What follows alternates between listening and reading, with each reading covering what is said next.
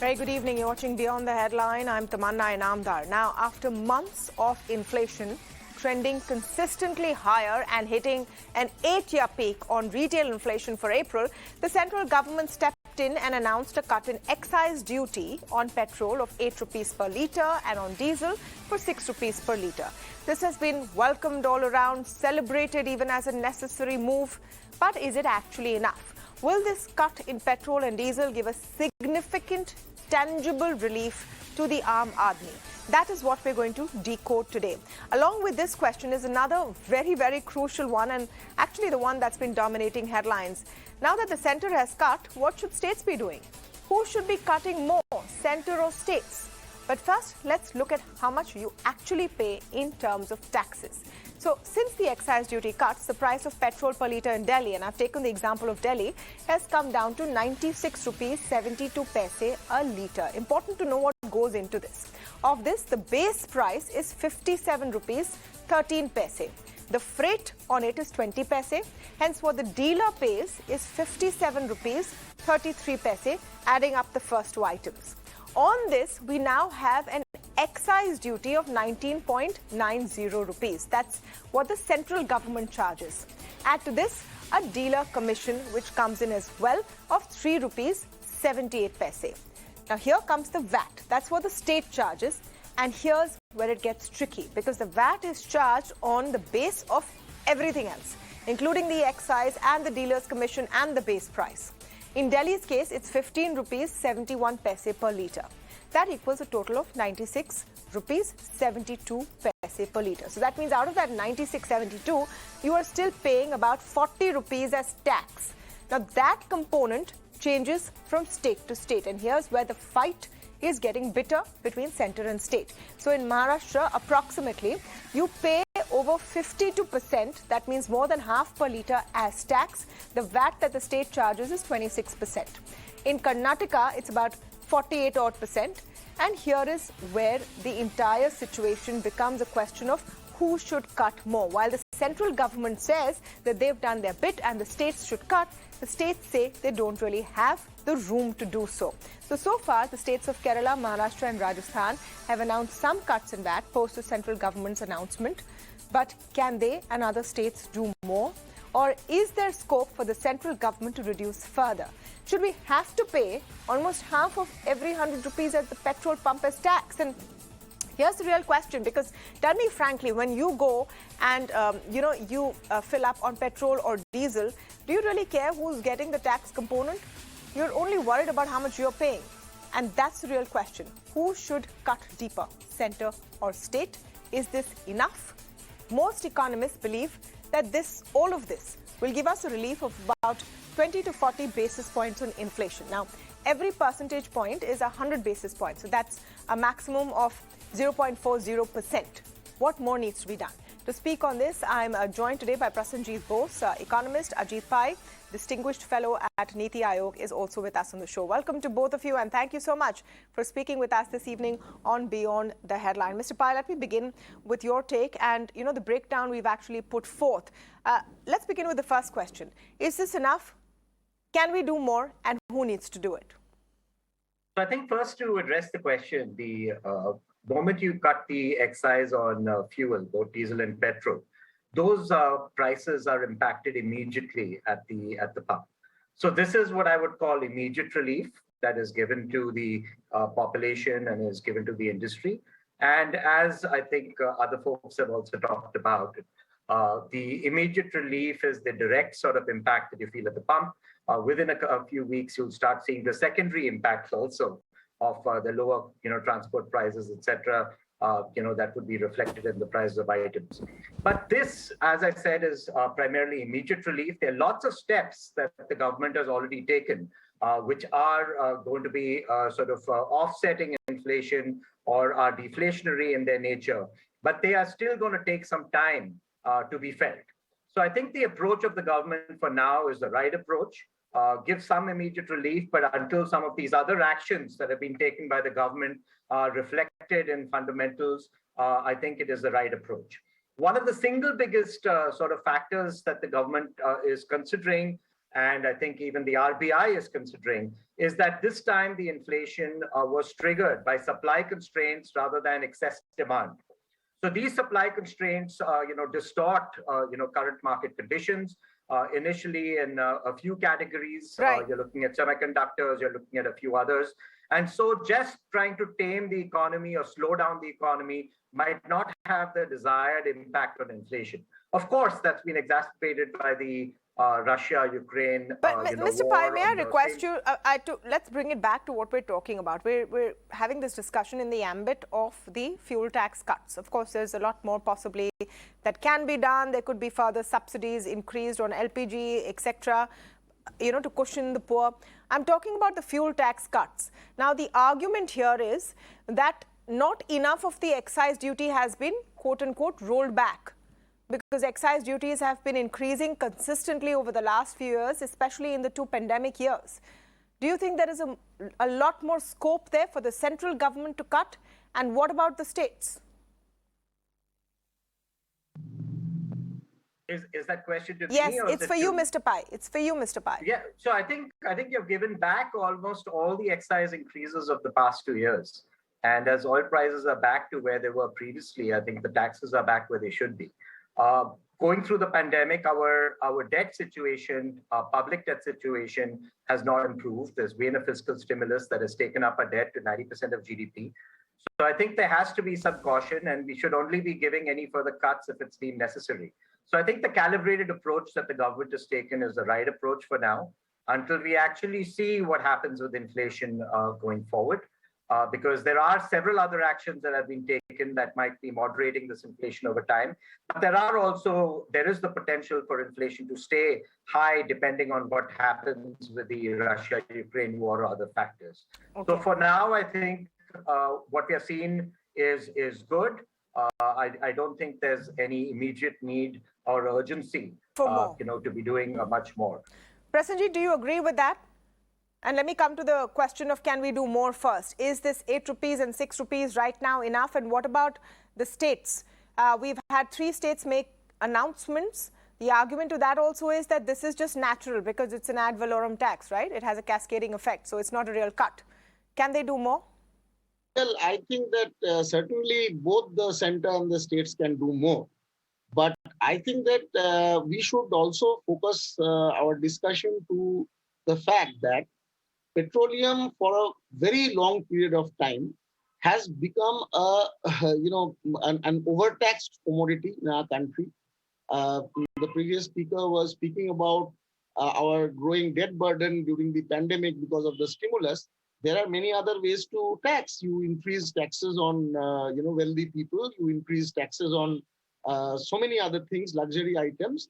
But this is clearly a very cruel and not a very sensitive way that fuel is a commodity which everybody has to use. Its price elasticity of demand, as we call it in economics, is quite low. People will use it anyway. They have to use it, especially for transportation, for agriculture, and so on.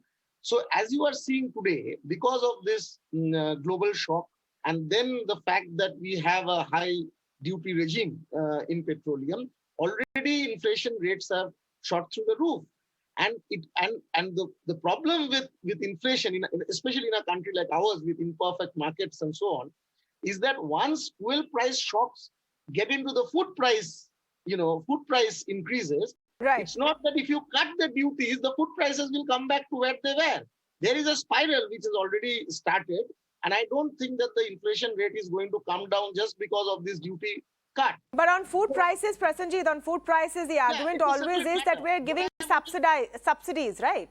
Yeah, so I am not getting into the food price discussion right now. Since your focus is on petroleum prices, I want to just say that petrol and diesel should be brought under the GST. A lot of people have been saying this for quite some time. When the Prime Minister introduced this tax reform, he said one nation, one tax. And what hypocrisy that the center and the states continue to do this tutu-mama politics, which is so cheap and it is so, it is so ridiculous actually, that first the center will milk the petroleum sector. Even today, your graphics clearly show that for every liter of petrol and diesel that we are buying, we are paying around 20 rupees for as excise, around the same amount for VAT on state VAT. Right. In the case of diesel, it's 16 rupees and so on. The point is that it continues to be taxed at a very high rate. So why do we need to tax this sector at this rate? Why can't and why should it be like the BJP rule state governments will have one kind of policy on petrol, cut on duties. The non-BJP states will start arguing that, look, we are going to lose revenues. Why do you have to have this debate at all?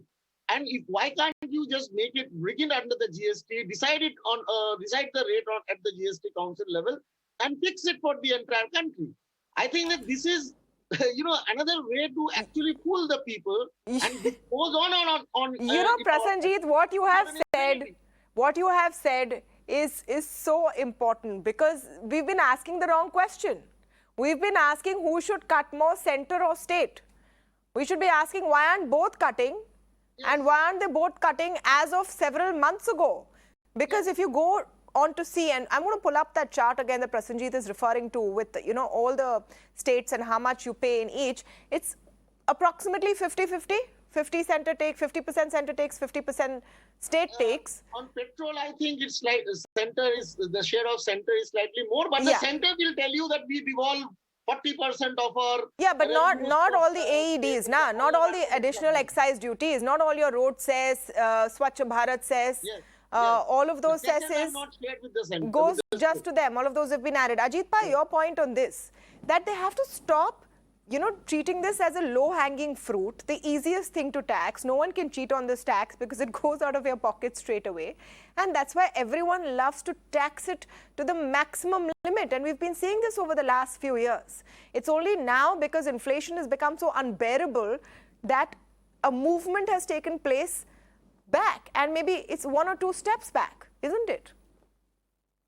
I think there's a couple of things to think about over there. One, energy, the taxation on energy as a policy is also the way you look at, multiple factors, including, fossil fuel consumption in this country. Right now, about 85% of our fossil fuels are imported, especially when you look at petroleum, about 85% of that is imported. And it's a fairly, robust bill. So the question we have to ask, especially when we are investing in, EVs in a greener tomorrow, all of that, is, what should be our policy right now in really encouraging more diesel and petrol, or actually stimulating public transportation, stimulating, the shared economy, stimulating what's actually going to be much more efficient. So currently, I think the focus in terms of taxation is a different question. I think to your point, indirect taxation relative to direct taxation, the bias has been shifting away from indirect taxation to direct over the past couple of decades. And that shift is fairly noticeable.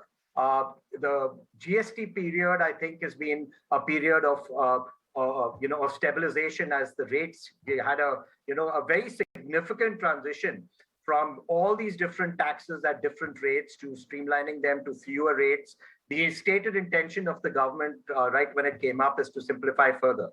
So all of these transitions happening and having a pandemic, I think the number of engines you can change on a moving plane are sort of limited.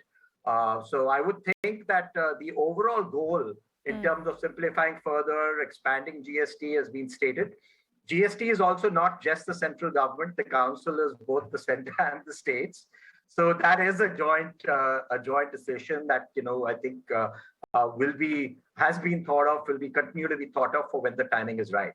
But very broadly, I think that so far what we have seen in terms of the amount of taxation from both state and center on fuel is reflective of how both look at fossil fuels and how both want to invest in next generation and more efficient. I'm not sure if this is a sin tax that we're saying. This is a you can't do without it, so let me tax it wala tax. Just to put it very simply. I would say not a sin tax as per se, but if you're trying to accelerate a transition from a particular technology, would you want to be making that, cheaper and cheaper of one technology rather than feeding into I don't know. Prasenjit wants to come in on that. Yes, Prasenjit. Yeah, you see, I think that it is only, there's nothing personal about Mr. Pai here, but the point is that I think that the policymakers think in terms of fossil fuels and greener tomorrow only when it comes to fuel subsidies. But otherwise, what exactly are we doing? What exactly is this government doing in terms of, making investment in renewables? What kind of shift have we been able to bring about over the past, say, 1 decade, or what is the government's plan to bring about the shift in the next 1 decade? We do not know. To argue that it is the only thing we are doing about it is, look, we are taxing petrol and diesel at a higher rate to discourage its consumption. Hello, these commodities are going to be used anyway.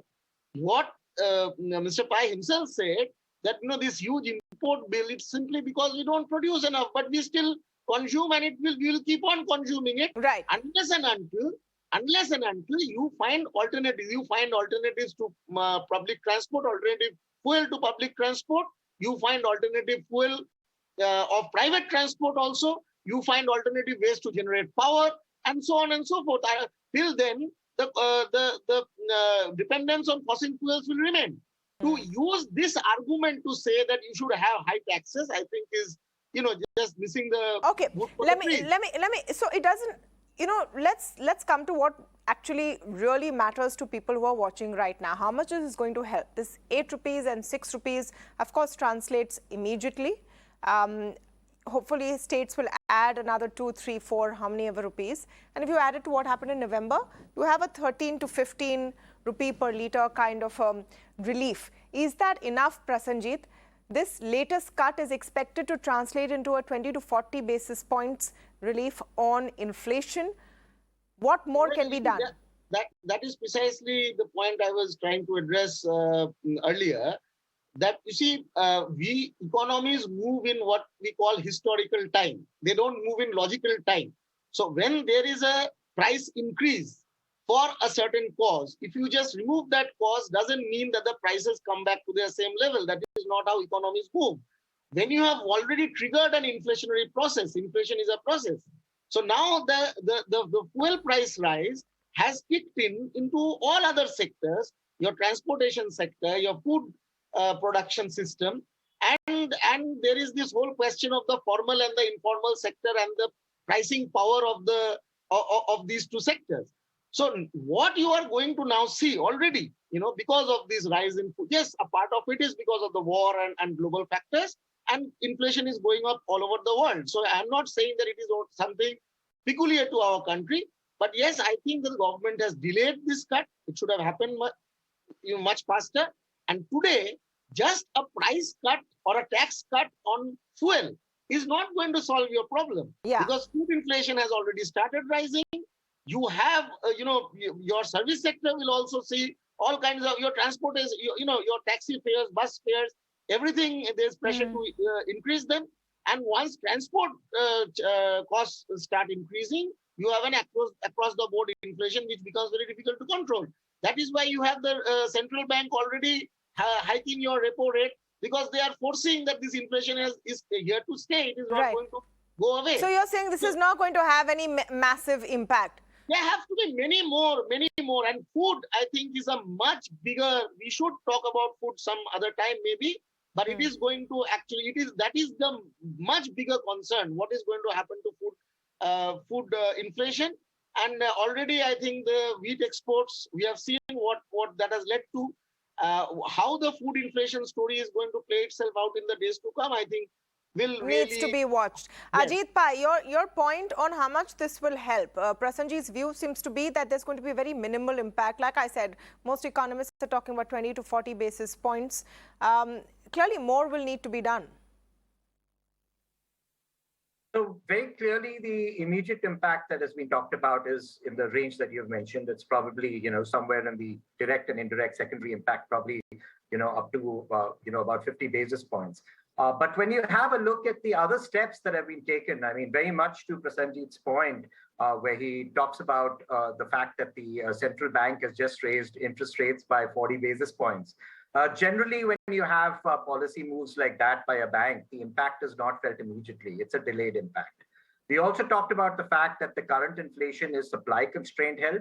Generally, when you have these supply constraints, there is what we call the bullwhip effect, where a lot of people in many categories double order, triple order, creating artificial demand in the short run because deliveries aren't being made. And as supply catches up with demand, you suddenly watch a drop in inflation rates. So in a situation which is supply constrained, which you're going after a very, very long time across multiple categories, and it's created all kinds of issues on the supply side, and demand has been growing. The Indian economy has been accelerating, for the past couple of quarters quite a bit. The PMI suggests that it will continue to accelerate right now. The impact of the RBI's interest rate increases will have a lag before there'll be any impact. But all of these things, I think, will finally add up. Some of the other moves that are out there to dampen inflation just 3 to 4 months out. If you look at the lead time on cars in India right now, you look at Hyundai's, you look at several of these models. They're out, some models 12 to 18 months out, and a lot of this production, the amount of demand that might be greater than the real demand because people are double booking and triple booking. Some of this goes away. So I think while this is immediate relief because people are feeling pain right now, I think it's the right level of caution exhibited by the government. The bullwhip could take place. Suddenly supply catches up with demand in certain categories. You could watch prices go down. The impact of the interest rates of the RBI, and they have indicated. A lot of that is possibly going to depend on when the war ends, and no one can predict that. So we'll have to wait and see. We already know that those interest rates have gone up. 40 basis points, that they might go up again. The Federal Reserve has said they're going up. So the impact of those interest rate increases on the economy, we know there's a lag, but it will happen. And we know that these other interest rates are also going up. So as a government, I think your fiscal responsibility is also there to ensure that the government debt is manageable.